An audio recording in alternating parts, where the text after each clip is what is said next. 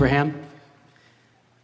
My understanding of your teachings is that thought stimulates vibrations, which stimulates emotion, which stimulates... The thought is vibration. Okay. And you said that creation requires no action, and that the evidence will reveal itself. So here's my question. That's mostly right. Thought and vibration are one and the same. And a practiced thought is a practiced vibration that equals a point of attraction. And if you keep it up for a little while, then it becomes the reality. But the vibration is where you're wanting to put the emphasis, and we are too. Mm-hmm. Mm-hmm. So money doesn't grow on trees. It only comes from other people. And the only way to get money from other people is to either steal it or to create value which people will pay for.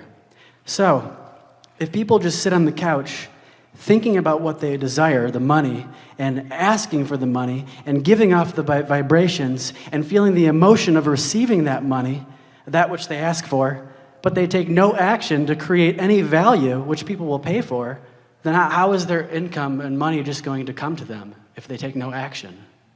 Well, the flawed premises that you just spewed are abundant there.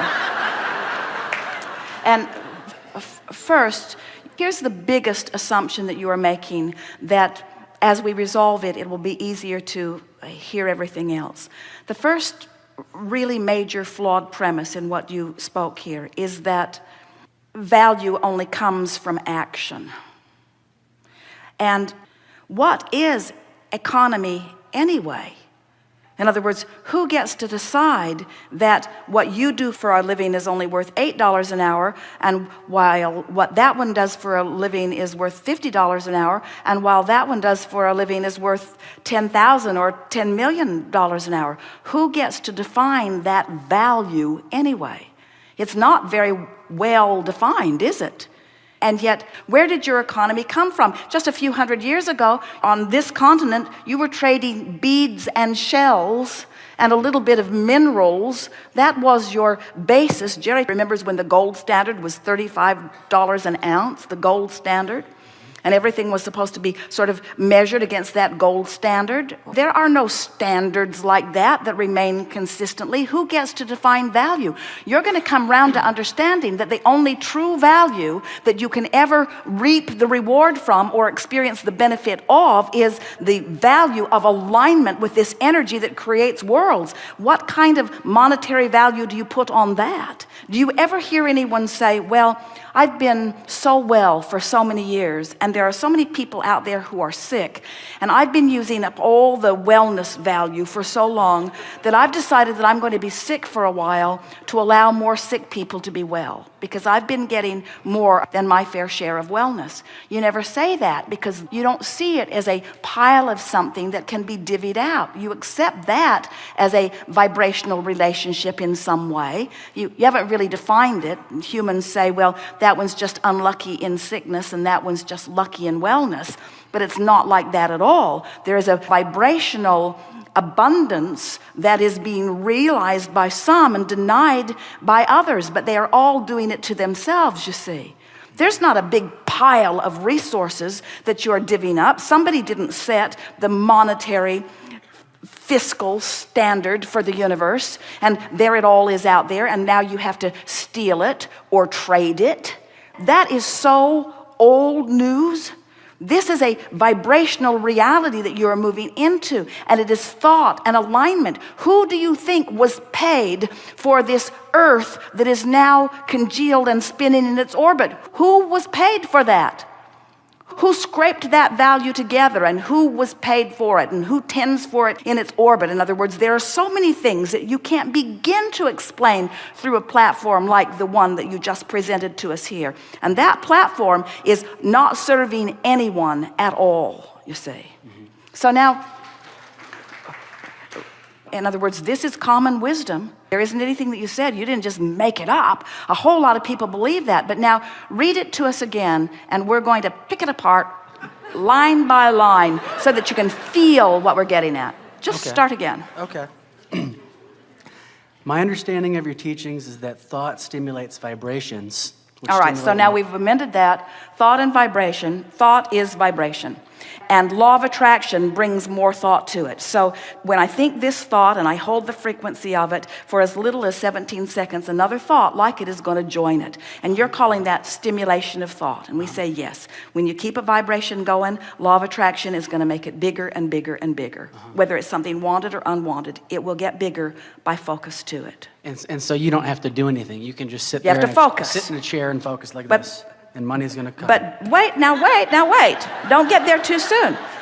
Focus, but focus is doing something. Focus is harnessing the energy that creates worlds. In other words, that's like saying, you don't have to do anything. You just have to focus. And then the world will come into being. Somebody did something. Somebody did something. Somebody focused. Focus has value. You can sit and focus out of the vortex and your life won't change at all. You can sit and focus in the vortex and your life will change magnificently. The power of your mind is the only power that matters, and all the other stuff you do is just for the pleasure of enhancing what you've really done with your mind. And all the real power is the focus. And for you to call that nothing could not be further from accurate. Okay, all right. Okay. We are enjoying this. We want you to enjoy it too. I'm loving it. Very much enjoying. Okay, so continuing, most people would like enough passive income, but it's not about the action that you offer. It's about the alignment with the dream. It's about the alignment with the real resource. We're talking about tapping into the energy that creates worlds and flowing it through your experience. And a really good place to start is to look around at the vast differences in the way people are living their lives. The people that are working the hardest in terms of action are receiving the least. And the people who are working the least are receiving the most. How do you reconcile that? Most don't. Most just say that sucks. Most just say there's injustice. Most just say, let's take the pie and split it up again. Let's take the pie and split it up again. Let's take the pie and split it up again. And it does not matter how many times you split that pie up. It will move into the vibrational places where law of attraction puts it. In other words, you just can't orchestrate it through action. It is a vibrational attraction or allowance that it is all about. Continue just a little bit. We have 2 minutes. Okay. So people want this income, I believe, so that they can be free to express their creativity and fulfill their deepest desire. People want it so that they will feel better. You say they want it so that they can satisfy this and this and this. What they want is alignment, and alignment brings money. And what you're saying is they want the money so that they can then observe alignment. And we say they want the alignment which will bring the money. What they want is the alignment. What you want is to be in love. What you want is to take a walk and feel your heart soaring. What you want is for music to move through your body. What you want is to be alive and brilliant and have good timing. What you want is to be clever. What you want is to love. These are the things that you want. What you want is alignment. All the other stuff is irrelevant. And when you go for alignment first, then all the other trappings have to fill in around it. It is law. Okay. So the point of the whole entire question is just simply trying to understand how you can create what you desire without taking physical action. And what we're saying is you've already created it with all that you've been living, and it's waiting for you, offering a signal, and all you have to do is hone in on that signal. And you can tell when you're honing in because you're feeling better, and you can tell when you're getting closer because you're feeling lighter, and you can tell when you've really honed in because you believe, and you can tell when you consistently honed in because you just know life is good, and you just know you're stable, and you just expect it to be good. And now you're moving through life doing the action which is delicious, doing the action that supports your knowledge of well-being.